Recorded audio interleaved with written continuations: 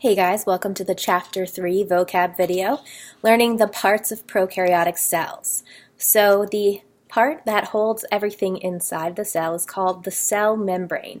This is made of phospholipids, a phospholipid bilayer. No matter what the cell is, whether it's prokaryotic or eukaryotic, the membrane's always made of phospholipids, but they can be different phospholipids in different cells and different organisms. So that's the cell membrane, and it controls transport of things in and out of the cell. It's selectively permeable. Out on the outside of the cell membrane, there are often little carbohydrate groups that stick off that are called the glycocalyx. And the glycocalyx is sort of this sticky carbohydrate layer. Think of when you spill like a sugary drink and then the floor gets sticky. All right, carbohydrates are sticky when they're wet. And so the surface of cells often is covered in these things, and it helps bacteria to stick to stuff.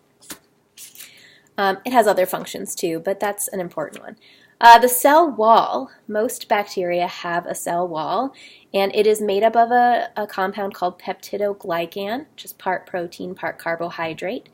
And the cell wall really helps the bacteria resist osmotic pressure, so it doesn't rupture if it gets too full of water. So it really is structural. It prevents the cell from bursting. There's two main types of cell walls, gram-positive cell walls and gram-negative cell walls. All right, so gram-positive cell walls have two layers. There's the cell membrane, and then there's a very thick peptidoglycan cell wall. And that thick peptidoglycan cell wall stains positively when we perform a gram stain, hence gram-positive. Gram-negative cells have three layers. All right, they've got a membrane, then a thin cell wall, and then another membrane. So they have two membranes sandwiching a very thin cell wall. Gram-positive have a thick cell wall. So those are the main differences between them two. Gram-negative cells also have a claim to fame because they produce something called endotoxin. So part of their cell wall contains a substance that's called lipopolysaccharide, which we saw as a vocab word in a previous chapter, LPS. LPS is also known as endotoxin. It induces fever and other inflammatory responses when we are exposed to it. So that's where it gets its name from. Endotoxin. Fimbriae. Now we're getting to some of the external appendages on the outside of the cell. Fimbriae are like little Velcro-y kind of extensions of the cell that, again, have a purpose in helping the cell stick to surfaces. Not in movement, so they're really a structure to help them adhere. They're adhesive structures. Another fun structure on the surface of bacteria is the Plis, a word that looks and sounds kind of like penis, and that's kind of what it is. It's kind of like a bacterial penis. My little picture right here. All right, it's a tubular structure that can be extended from bacteria, and they can use it to mate with each other, to exchange DNA between two bacteria. That's a process called conjugation. So a Plis is a mating tube. Flagellum is another type of appendage, and that's like a tail or multiple tails. Flagellum is singular, flagella is plural. So a bacteria could have one or many flagella. Not all bacteria have these, but they are appendages that are used for movement, for locomotion. The arrangement of flagella, you can have one flagella. We say that's monotrichous. Mono is one, and tricho means hair, because the flagella looks kind of like a hair. Right? So you can be monotrichous and have one flagella. You could be lophotrichous and have a tuft of flagella at one or both ends.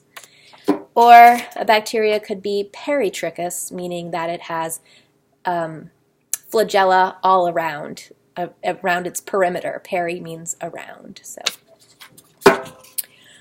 inside the bacterial cells, they have a chromosome of DNA, but bacteria can also carry DNA in these small little rings of DNA called plasmids. And plasmids are really important in biotechnology because it's often how we can add genes and do recombinant DNA technology with bacteria. But it's also important in things like antibiotic resistance. It's how bacteria can trade DNA with each other. They can trade these plasmids like baseball cards. The cytoplasm is sort of the internal jelly, if you will, of the cell. Ribosomes are important protein-building machinery. They're made of protein, but they're also responsible for building proteins. And they look kind of like a hamburger without a meat patty. There's a large unit and a small subunit, so they're always drawn something like that, look a little bit like an 8 in a textbook. Chemotaxis is the process of a cell moving towards or away in response to a chemical. Chemical. Taxi, like you take a taxi to get somewhere, all right, involves movement, transportation. So cells can move towards a substance like a nutrient, or they can move away from a substance like a toxin. That's Selena in the background.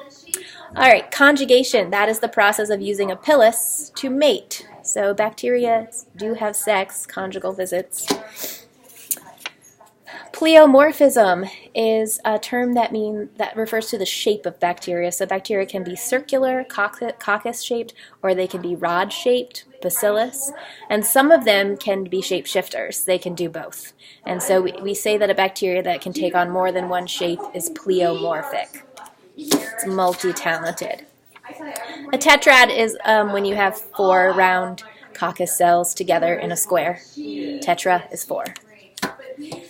Some bacteria can form endospores, which are like very resistant, dormant structures, so they can resist really harsh conditions. Not all bacteria can do this, but ones that can, like anthrax, makes them very enduring in the environment.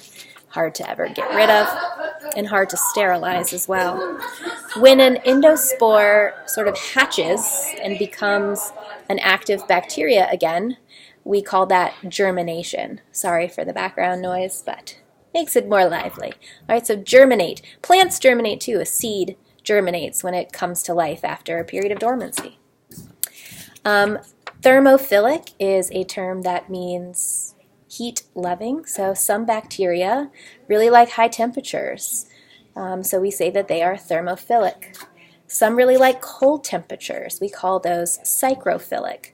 The ones that like sort of median temperatures are called mesophilic, and those are the ones that like to infect us. And that's the end of the vocab for Chapter 3.